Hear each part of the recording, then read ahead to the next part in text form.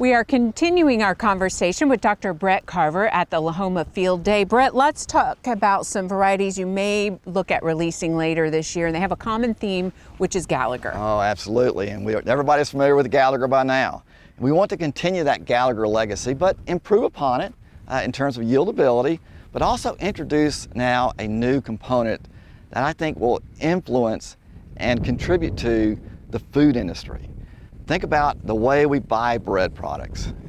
Sometimes we buy a whole wheat product, and that whole wheat product needs a little bit stronger gluten in it to support that dough when it's being developed in the mixer, and then of course when it's fermented and then baked.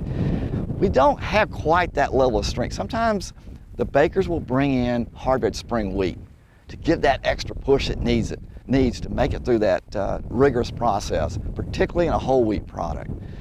Why not just have that capability in our hard-red winter wheats to begin with?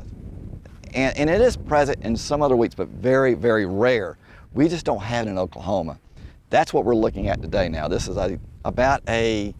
usually it's 10 years, and I can say it's about 10 years for these as well. To get that kind of gluten strength into a Gallagher background, but as I've always said before, we like choices. Okay, so we didn't just stick with Gallagher as we have here. We also have an experimental that served as the recipient for this gluten strength trait. And it was an experimental we never released. It was available for release at the same time we released Bentley, so our viewers will know about the timeline of that. But this is an OK 10-1-30 background, a little bit higher yielding ability than the Gallagher background across the state. However, the Gallagher can step up in certain places. So I'm really thrilled to see this combination of agronomics and quality, a very unique combination.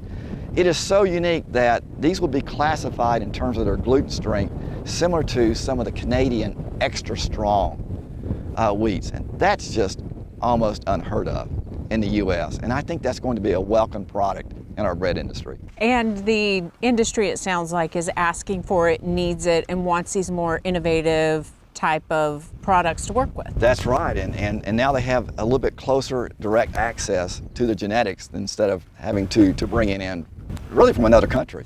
Great. Well, thank you for the update, and we'll look forward to hearing more later this year. Great, thank you. Thanks, Brett.